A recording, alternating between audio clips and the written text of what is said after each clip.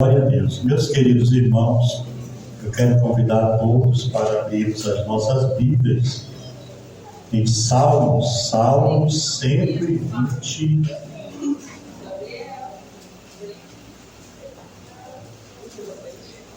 Glória a Deus.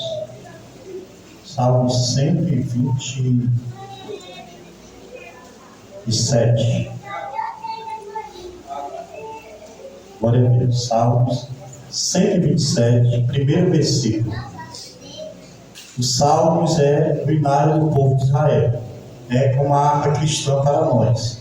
E nos Salmos, eles cantavam esses salmos juntamente com as famílias, subindo ao templo para as festas da Páscoa, do Pentecostes, a festa dos tabernáculos.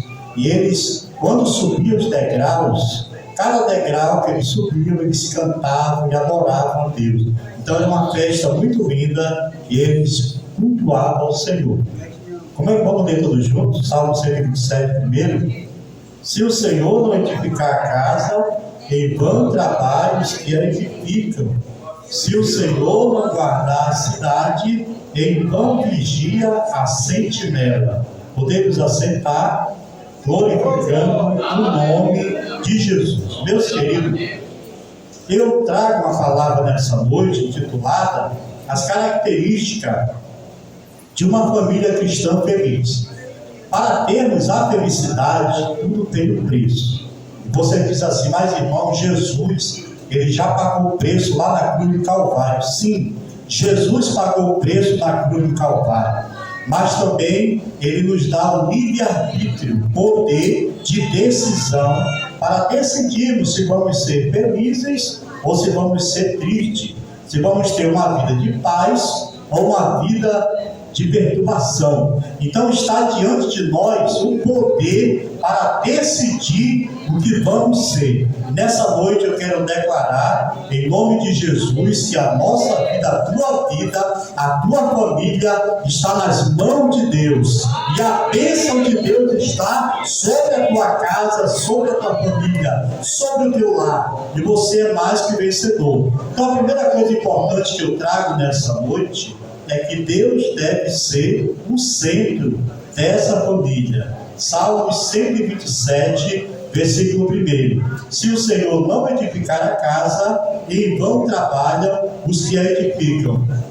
Se nós quisermos ter uma família feliz, não existe outra opção para nós, uma família cristã, colocar Deus em primeiro lugar. Você não pode ser feliz sem Deus no centro da sua vida. Então é muito importante colocar Deus em primeiro lugar na nossa vida. A Bíblia diz que o Senhor é a nossa bandeira e do Senhor é a guerra. Então as guerras que você enfrenta na sua família, elas todas é para serem vencidas. Como? Com Deus na sua frente. Josué, escrevendo já no final ali do livro de Josué, ele diz, olha, para o povo de Israel. O povo de Israel se desviou adorando Baal, adorando Astarote, adorando Moloque, os deuses dos cananeus. E Josué, ele dá uma advertência para o povo de Deus, olha, não se desvie para os deuses dessas nações, escolhei a quem vocês querem servir, se ao Senhor ou se a Baal, mas eu e a minha casa serviremos ao Senhor. Então você tem poder na sua vida, você é sacerdote de Deus, você é sacerdotisa de Deus. Levante a sua mão com autoridade e decrete na sua casa, na sua família: a minha família pertence ao Senhor, a minha família é de Deus, eu sou profeta na minha casa. Antes de você ser sacerdote na igreja, você precisa ser sacerdote no seu lar. Então lá no seu lar, a tua palavra tem poder, a tua palavra ali é profética. Profetize para a sua esposa, profetize para o seu marido, você é uma bênção. Profetize para o seu filho, você é uma bênção, você é um rebento de oliveira. Não profetize, a palavra rebento é você. não é arrebentado. Satanás não vai te arrebentar, vai acabar contigo. Profetiza, você é uma bênção, você é um broto de oliveira, você é um futuro pastor, você é uma futura cantora, uma ministra do Evangelho também. Então profetize bênção na sua casa. Não aceite palavra de derrota contra a sua família, não aceite palavra de derrota contra o seu casamento, porque Satanás ele só quer uma brecha, ele só quer uma oportunidade para semear o mal na sua casa, no seu casamento. Não existe casamento 100%. O que existe, irmão? Existe casamento blindado pela presença de Deus, pela direção de Deus, pela proteção de Deus, quando nós damos lugar para Deus. Amém, amados?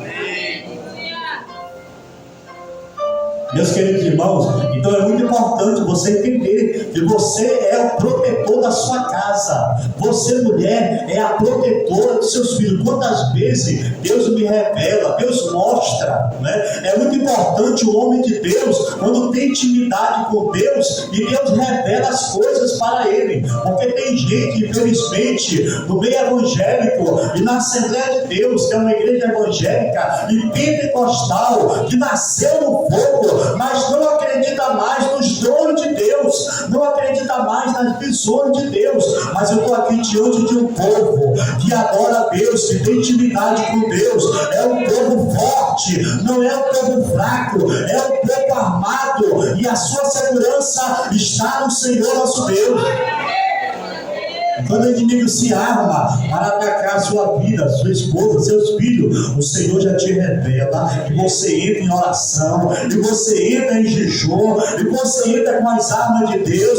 Aí Deus começa a operar, e quando o seu filho diz: pai, Deus me deu um grande livramento. Quantas vezes os meus filhos, a minha esposa, eu mesmo testemunhando em casa, recebi grande livramento, recebi grandes bênçãos. Meu filho, olha, Deus me livrou de um acidente, me livrou de uma coisa ruim. Por quê? O pai e a mãe deixa Deus ser o centro do casamento, o centro da família. Então, deixa Jesus reinar no teu lar, querido. Você é abençoado, você é abençoada. A vitória é tua. O inimigo não vai ganhar uma, mas irmão, ele se levanta, mas se levanta para perder, ele se levanta para cair. Quantos acreditam? Diga amém. Então, a segunda coisa importante para uma característica de uma família feliz, essa família, ela vive o amor ágape e o respeito imperam. Lá em Colossenses 3,14 fala: o amor é o vínculo da perfeição. Meus queridos irmãos, não tem como ter uma família feliz assim, num estalar de dedo, num passe de mágica, ou somente eu vou fazer a minha família feliz com as coisas materiais. Não, isso se torna a coisificação do ser. O que é isso? É quando as coisas materiais, elas valem mais do que a sua família, do que as pessoas. Isso não pode acontecer. Cada ser humano tem o seu valor, independente se ele é rico ou pobre, qualquer nacionalidade. O amor é que deve imperar na nossa família. Que amor é esse? O amor ágape. E esse amor, ele começa pelo cabeça. Onde estão os cabeças aí? Levante a mão. Onde estão os esposos aí, né? Olha aí, o marido aí, até o irmão já profetizou na vida dele, né? Eita glória! Então, querido, você é o cabeça. Paulo disse aos Efésios: maridos, amai as vossas esposas. Maridos, está no plural. Amai. O que significa isso? Cada marido deve amar quem? A sua própria esposa, né? Cada marido deve nutrir um sentimento de afeto natural, dado pelo Espírito Santo, que é o amor ágape. O que é o amor ágape? O amor de Deus. Não pode ser uma família feliz se o cabeça, se o sacerdote não tem no seu coração o amor de Deus. O que significa isso? Se nós, homens de Deus, não tivermos realmente uma transformação do Espírito de Deus na nossa vida, uma renovação do nosso ser, uma reconstrução espiritual, e nascermos de novo, não tem como ter o sentimento do amor ágape pela esposa. Pode ter o amor eros, o amor carnal, o amor erótico, o amor pelo corpo da esposa. Pode ter o amor filial, o amor de família, mas se não tiver o amor ágape, não tem como Deus estar no centro desse casamento, no sacerdote, porque ele está em falha. Então, mas irmão, aceitou Jesus, já não é transformado? 3 pontinhos. Às vezes nós entregamos a vida para Jesus, mas ainda falta uma transformação completa. Mas irmão, eu já desci as águas, eu já não sou transformado. Bem, às vezes a pessoa desce as águas, mas não tem uma transformação. O que falta, irmão? Então, muitas vezes falta uma libertação. Tem pessoas que ainda estão na igreja, já foram até batizados em águas, até tem um cargo na igreja, mas ainda não foram transformados, ainda precisa de uma libertação. E tem homens, e quando eu digo homens, não quero dizer homens lá que ainda não entregaram a vida para Jesus, muitas vezes na igreja, que ainda estão dominados pelo espírito da prostituição, da pombagira, e ele tem um olhar carnal, ele tem um sentimento carnal, ele não consegue ser fiel à sua esposa, não é verdade? Tanto materialmente no ato, como também no seu olhar, no seu pensamento. Ele nutre pensamentos carnais, pensamentos impuros. E nós que somos homens de Deus, nós precisamos pedir para Deus: Senhor, purifica os meus olhos, Senhor, me liberta do pecado, da pornografia, do pecado, de tudo aquilo que contamina os meus olhos e a minha mente. Irmão, o homem de Deus precisa ter uma experiência profunda com Deus, porque você é sacerdote do teu lar, e o teu lar é santificado pela santidade de Deus na tua vida. Então não aceite uma vida de pecado, uma vida de impureza. Já viu a gasolina? Eu morei no Jardim do Ouro, só peguei balaia, ainda bem que eu trouxe o ouro, ainda vim para Altamira, né? A balaia pegou 6 vezes. Eu tenho até medo de galinha agora. Então, eu lá na rua atravessada do Rio Jamanchim, o Jardim do Ouro, né? Atravessava no meio do rio, aí a gasolina daquele motor estava adulterada, tinha água muitas vezes. Aí eu lá no meio do rio, o motor apagava. Aí alguém dizia: poxa, gasolina está impura, porque tem mistura. Está vendo? Então não pode funcionar o motor. Então vamos dizer assim, que nós, homens de Deus, precisamos ter o nosso motor espiritual sempre funcionando na presença de Deus. A nossa vida espiritual precisa estar sempre crescendo diante de Deus. Mas para isso acontecer, nós precisamos ser fiel à esposa, fiel no corpo, fiel no espírito, na alma, fiel nos pensamentos, fiel nos sentimentos. E para isso é necessário uma renúncia. Eu renunciar à minha própria vontade. Para chegar lá na glória, eu preciso estar preparado para o arrebatamento, queridos. Quando se concorda, diga amém. Essa foi para nós. Amém, querido? Então, você é responsável pelo amor ágape para com a sua esposa. Primeiro para com você. Você está em paz, você está cheio da benignidade de Deus, que nós vamos estudar na sexta-feira, o fruto do Espírito. Só tem sentimento bom. Você está cheio do amor ágape, só tem bondade de Deus, que é atitudes boas. Então é muito importante nós zelarmos por esse amor de Deus na nossa vida, amados. Porque Jesus vai voltar. E se Ele voltar e a gente não estiver cheio do amor de Deus, que é o vínculo da perfeição, quanto mais amor nós recebemos, mais perfeitos vamos ser diante de Deus. Então tenha a paz de Deus. Termine o seu dia, deite na sua cama, coloque a cabeça no seu travesseiro e você olha: Senhor, eu estou bem diante de Ti, eu estou em paz. O amor ágape por mim, por Ti, por mim, pela minha esposa e a minha família está inundando o meu coração, e cada dia eu sou um crente melhor, um marido melhor, um sacerdote do lar melhor. A terceira coisa importante, não deixe para amanhã o que você pode fazer hoje, né? Antes de falar disso, eu quero dar uma palavra para as mulheres também. A Bíblia diz: marido, amai. E a Bíblia dá o que para a mulher? Amai está no imperativo, verbo de ordem. Mas a mulher também, Deus manda o quê? Sujeitai-vos. É palavra do demais, né, irmão? Sujeitar um homem é difícil, né? Ele falou até. É o nosso termômetro aqui. É difícil sujeitar. Sede submissa, mas submissa nessa época, né? Que as mulheres estão empoderadas, né? Elas estão passando por um processo de empoderamento, que as mulheres estão em todo o setor da sociedade. E olha, eu trabalho com empresa que as mulheres estão lá no domínio de todos os cargos lá. Pensa uma coisa organizada, viu? Se sair da linha ali, aí ela chega junto. Então a mulher, ela tem esse dom também de organizar. Mas Deus não manda a mulher propriamente amar o marido, que deve amar também. Ela precisa ser uma mulher transformada. Vamos lá em Provérbios capítulo 14, né? Diz, o que é que diz lá, Provérbios 14?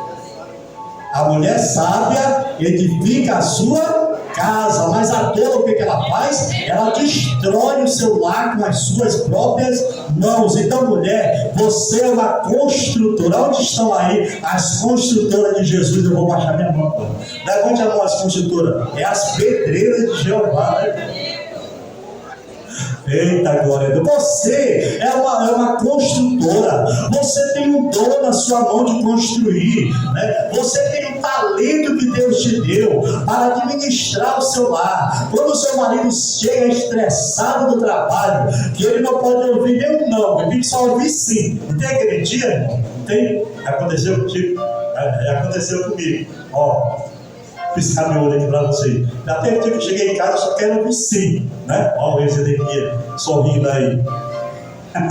Então tem dia que a gente só quer ouvir um abraço, um sorriso, né? Meu amor, você chegou. Aí a gente está até chateado, estressado. Aí a mulher chega e dá um beijo. Às vezes eu cheguei em casa e essa abençoada me abraçou, né? E ela disse: ah, meu amor, ela estava com saudade de. Eu falei: meu Deus, que coisa maravilhosa.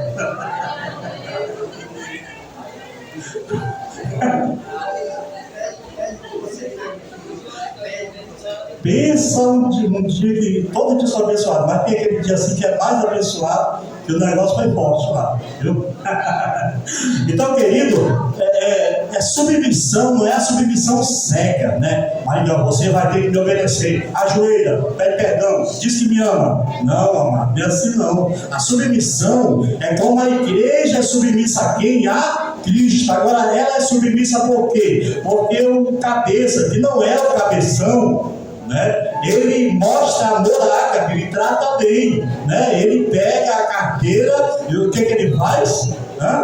Ele esconde, né? Até brinquei aqui do irmão que eu tenho esconderijo na minha carteira, mas vem cá, todo mundo sabe esconder. Coloca o dedo no documento, aí fala: não, vai lá pegar lá, ele vai lá dentro, pega lá, e todo mundo sabe o lugar do esconderijo. Eu não sei por que eu faço isso, mas eu faço, né? Então, querido, abra a mão para ela, faça o bem. E a Bíblia diz que tudo que você semeia, você vai colher o quê? Colher mais, né? Tem um ditado que diz que mulher é que nem transformador. Por quê? Porque ela recebe, você dá 110, ela devolve 220. Então tem cuidado com o que tu dá, porque senão tu vai levar um choque, né? Né, Eduardo? Então, querido, nós temos que a mulher ser submissa ao seu marido. E se ele não é crente, irmão, e ele apronta, ele bebe, o que tu faz? Mas trate bem mesmo, né? Trate bem, faça a sua parte e peça para Deus colocar assim na cabeça dele uma desculpa. Rapaz, essa mulher está muito estranha, eu estou aprontando e ela está fazendo bem. Faça o bem se seu marido não é evangélico. Mas Deus vai salvar maridos crentes dessa igreja. Se tiver, não vai demorar. Vai aqui aceitar Jesus. Quantos acreditam aí, irmão? Levanta sua mão e dê um amém. Meus queridos, não deixe para amanhã o que você pode fazer hoje. Eclesiastes 3:1 diz assim: tudo tem o seu tempo determinado, e há tempo para todo o propósito diante do sol. Veja bem que Deus colocou o tempo à nossa disposição. E algumas coisas não dependem propriamente de Deus. Deus nos deu livre-arbítrio, atitude. Tem coisas na nossa vida que nós não podemos deixar para amanhã. Tem coisas que nós precisamos praticar hoje, como por exemplo, eu vou falar daqui a pouco, pedir perdão, né? Não termine o seu dia deitando e dormindo com mágoa do seu cônjuge, com mágoa do seu filho, com mágoa do seu pai, da sua mãe. Peça para o Espírito Santo trabalhar dentro de você, para quê? Para que haja uma libertação de qualquer raiz de amargura, para que o inimigo não venha semear a raiz de amargura, o sentimento de revolta, o sentimento de disputa do casamento. Já viu casais que parece que eles se disputam, né? Ele parece, não, esse aqui é o meu dinheiro, esse aqui é o teu dinheiro. Não, o dinheiro é seu e dela, o dinheiro dela é o dinheiro dela e seu também. Eu me lembro que uma época a minha esposa ganhava mais que eu, e ela dizia assim: esse dinheiro é nosso. Eu falei: é verdade, é nosso mesmo, estou ganhando pouco, né? Ô mulher abençoada, vai lá, dá o dízimo e diz que é teu. Eu, não, vou dizer que é nosso. Não, mas a irmã só quer o teu nome. E ela dava, e eu colocava no meu nome, né? Eu colocasse o nome dela, a irmã olhava: rapaz, esse irmão está ganhando muita mulher dele. Que negócio é? Mas ela fazia isso e eu me senti feliz, não me senti arrogante, orgulhoso, não. E agora eu também digo tudo. Ela diz assim: agora tu está ganhando mal um pouquinho, é nosso, né, Valmar? Não, essa mulher não sabia, né? Pensa uma mulher inteligente, viu? Mulher, bicho inteligente, irmão. Então, semeie que você vai colher. Peça perdão, né? Dê um passo. Às vezes, o marido é mais orgulhoso, a mulher pede perdão. Às vezes, a mulher, né, tem um orgulho, o marido vai lá e pede perdão. O filho. Então, não durma sem pedir perdão, né? Faça o bem hoje, lembre-se hoje, aproveite as oportunidades. Se é no aniversário, dê um presente, né? Leve ela lá no Tambaqui assado.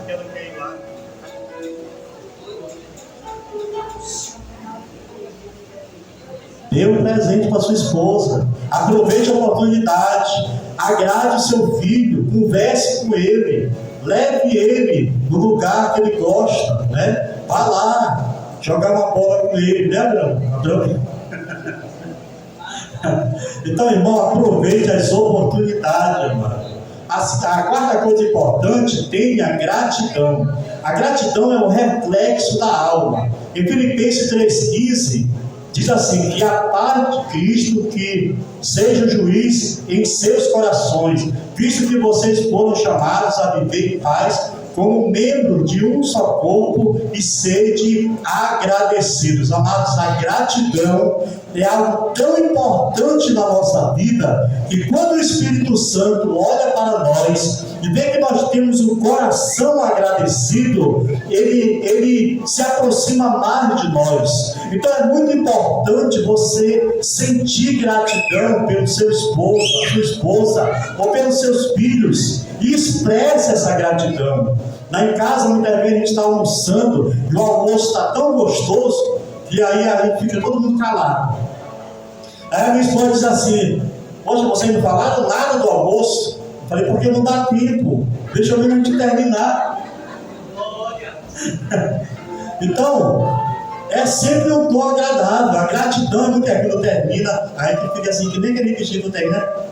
Aquele gato no meio da cabeça, meu Deus do céu, você fez um almoço muito gostoso, muito obrigado. Aí dá um beijo, dá um abraço, né? E o menino vão lá, quando eu falo menino menor, é isso aqui, ó, né? Então é muito importante gratidão. A pessoa, ela sentir valorizado, né? Tem um amigo meu, é um obreiro, ele é assim meio arrogante. Aí um dia eu postei assim: a gratidão é muito importante, o reconhecimento é importante. Ele disse assim: reconhecimento para quê? A gente só é reconhecido lá no IML. Mas olha só o cara desse.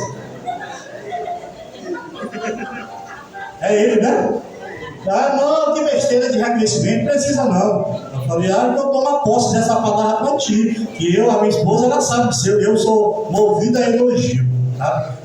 Ela me elogia, aí eu quero fazer mais, né? Aí ela me dá outro elogio, aí eu quero fazer mais, porque se ganha mais, né? Mais elogio, não é verdade?